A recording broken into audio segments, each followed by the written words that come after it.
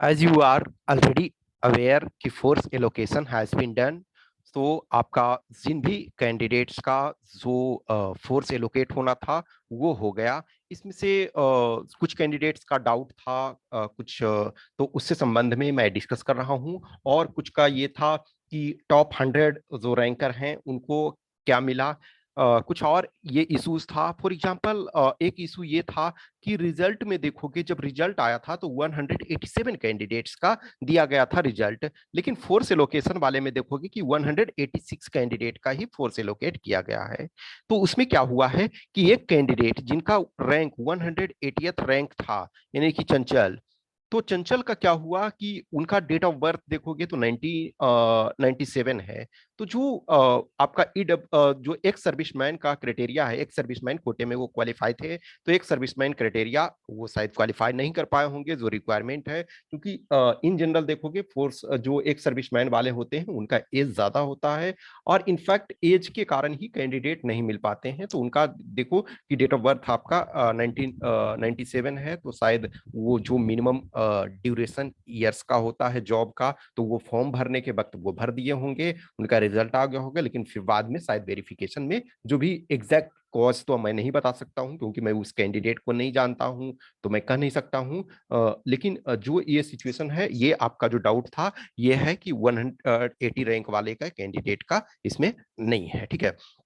तो इसमें 186 कैंडिडेट का दिया गया है। अब कुछ और एक इंपॉर्टेंट डाउट था कि सर जिन लोगों का रिजर्व लिस्ट आएगा उनको क्या और ब्रांच ये सारे फोर्स मिलेंगे? नो, जिनका भी अब रिजर्व लिस्ट है, एक्चुअल में देखो 23 होना था, 23 कैंडिडेट का रिजर्व लिस्ट में देखा जाए तो 46 कैंडिडेट का रिजर्व लिस्ट में रखा गया है, लेकिन जो रिजल्ट आना था वैसे 23 कैंडिडेट का आना था, लेकिन एक जो है 180 रैंक वाले का, तो चूंकि एक सर्विसमैन में ये थे, तो एक सर्विसमैन वाला अब इसमें ट्रांसफर हो जाएगा, यानी कि इस सीट में आ जाएगा, जनरल वाले सीट में आ जाएगा, जनरल इन द सेंस की ओपन कैटेगरी में, जो एक सर्विसमैन नॉन एक सर्विसमैन में आ जाएगा। तो अब 23 आपके वैकेंसी रिमेनिंग रह रहे थे, चूंकि 187 का रिजल्ट आ चुका था, लेकिन वन कैंडिडेट को सिंस एलोकेट नहीं हुआ है, तो 21 प्लस 23 सॉरी 23 प्लस 1, तो 24 वैकेंसी आपके पास है। ये 24 वैकेंसी जो है सिर्फ बीएसएफ में है। बीएसएफ अब जिनको भी रिजर्व लिस्ट में आएगा वो बीएसएफ वाले में मिलेगा। बीएसएफ में मिलेगा इन द सेंस कि बीएसएफ का यदि वैकेंसी देखोगे तो 78 था टोटल।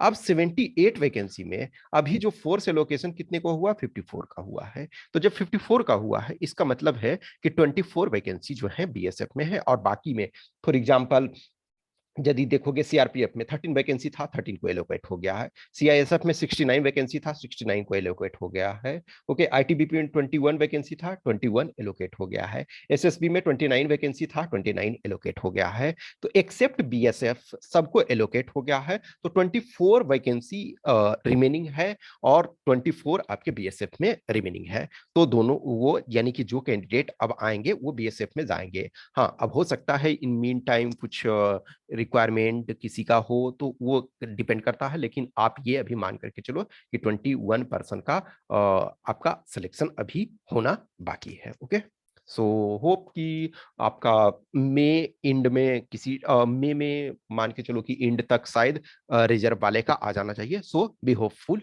ओके, अब ये देखो जो टॉप 100 का हमने लिया है, 100 चूंकि आपको ऑलरेडी बताया कि जो 100 कैंडिडेट्स का लिया है, तो 100 कैंडिडेट में देखोगे कि बीएसएफ जो है वो 19 कैंडिडेट को, नेक्स्ट स्लाइड में हम रैंक दिखाएंगे किस रैंक को क्या मिला है। सीआईएसएफ देखो ऑब्वियसली मेजोरिटी का जो फर्स्ट चॉइस होता है सीआईएसएफ, तो इनफैक्ट आप टॉप 10 में यदि देखोगे तो टॉप 10 में 8 कैंडिडेट जो हैं वो सीआईएसएफ लिए हैं। टॉप 25 में यदि देखो तो एक्सेप्ट 3 कैंडिडेट, यानी कि 22 कैंडिडेट जो है टॉप 25 में वो आपके ये सीआईएसएफ ही लिए हैं। सीआरपीएफ में 7 है, क्योंकि सीआरपीएफ में वैकेंसी ही इनफैक्ट कम है। ऑब्वियसली आईटीबीपी में 9 कैंडिडेट हैं, और एसएसबी में 12 कैंडिडेट हैं। तो ये अंडर 100 रैंक का ये है कि इतने नंबर ऑफ कैंडिडेट हैं। नेक्स्ट यदि ये है हम रैंक वाइज हमने ये आपको दिखाया है कि जैसे बीएसएफ में टोटल आपके 19 कैंडिडेट हैं, तो बीएसएफ में ये 19 कैंडिडेट, तो देखो एक 21 रैंक वाले हैं वो आपके बीएसएफ फर्स्ट लिए हैं।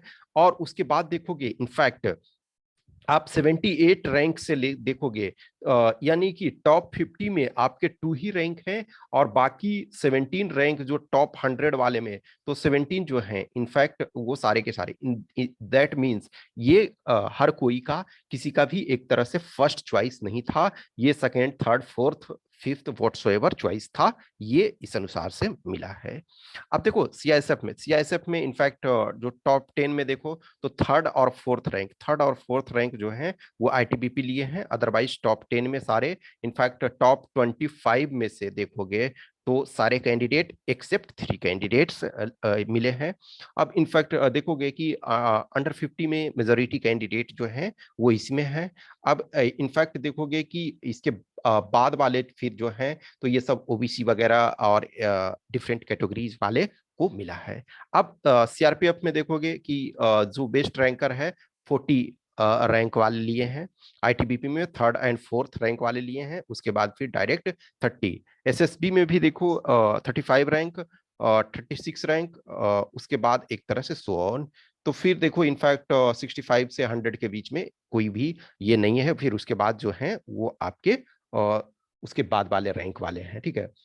तो ये आपके टोटल जो कैंडिडेट है, नो डाउट हमेशा ध्यान रखो कि जो आपका चॉइस होता है वो चॉइस आपका मेंटली रैंक पे डिसाइड करता है। यदि आपका रैंक अच्छा है तो फिर आप जो भी फोर्स चाहो तो वो मिल जाता है, लेकिन जिनका रैंक खराब है तो इन द सेंस कि उनके पास अपनी चॉइस नहीं होती है। हाँ, कुछ कैंडिडेट ऐसे होते हैं जैसे वो लकी हैं कि उनको वही, अब फॉर एग्जांपल जैसे 44, फॉर एग्जांपल हिमांशु तिवारी, तो वो उनका फर्स्ट चॉइस ही था सीआरपीएफ। इनफैक्ट इस कैंडिडेट का भी 40 देखो तो इनका फर्स्ट चॉइस ही है, तभी आपको ये मिला है। इस कैंडिडेट का बीएसएफ फर्स्ट चॉइस ही है, तभी ये मिला है। 37 इनका फर्स्ट चॉइस ही है, वो ठीक है ना, इसके बाद वाले में फर्स्ट चॉइस नहीं है, ठीक है। तो इन दोनों का फर्स्ट चॉइस ही है ये। अब ये देखो इसमें से ये फर्स्ट चॉइस ही है, इनका फर्स्ट चॉइस, इनका फर्स्ट चॉइस ही है। अब ये इनका देखो, इन इन कैंडिडेट्स का फर्स्ट चॉइस ही आपका एक तरह से एसएसबी है। तो हर कैंडिडेट का अलग अलग प्रायोरिटी होता है, लेकिन मेजोरिटी जो होता है वो सीआईएसएफ देते हैं। एक चीज जो होता है कि क्राइटेरिया कैंडिडेट्स का लेने का, मैं जो समझता हूँ, मैं जितने कैंडिडेट से इंटरेक्ट किया हूँ, तो बहुत सारे लोग का ये ओपिनियन होता है कि सर इनका जो पोस्टिंग होता है वो अर्बन एरिया में होता है, इन जनरल आइडर इंडस्ट्रियल इंस्टॉलेशन में, तो लार्ज सिटी, मेट्रो सिटी, या फिर एटलीस्ट इंडस्ट्रियल टाउन में होता है, कि जहां मान के चलो कि वो अच्छी सुख सुविधाएं, सारी चीजें उनको मिल पाती है। एज ए असिस्टेंट कमांडेंट जब होते हो तो कहीं भी आप रहो, बेसिक अम्यूनिटीज मिलता है, लेकिन प्रॉब्लम कुछ जगह रियली होता है जहां हार्ड पोस्टिंग होती है। फॉर एग्जाम्पल जैसे आप सीआरपीएफ में चले गए, छत्तीसगढ़ में आपको मिल रहा है, या नॉर्थ ईस्ट के कुछ एरिया, या फिर जम्मू एंड कश्मीर के कुछ एरिया, तो वहाँ लिटिल प्रॉब्लम होता है। बट एज ए ऑफिसर आज के डेट में सब जगह सुविधाएं हैं, इनफैक्ट जवान को भी आज के डेट में बहुत सारी सुविधाएं ये की जा रही है। जो मेरा एक्सपीरियंस है जैसे आरपीएफ में रहा है, तो मैंने ये चीज को देखा कि बेसिक फैसिलिटीज, बेसिक सुविधाएं मिल रही है, ठीक है। तो ये आपका एलोकेशन रैंक के अनुसार है। ओके, सो ये आपका कुछ भी क्वेश्चंस, क्यूरी, डाउट्स होता है तो आप हमें मैसेज कर सकते हैं, आइदर व्हाट्सएप या टेलीग्राम। Okay, thank you.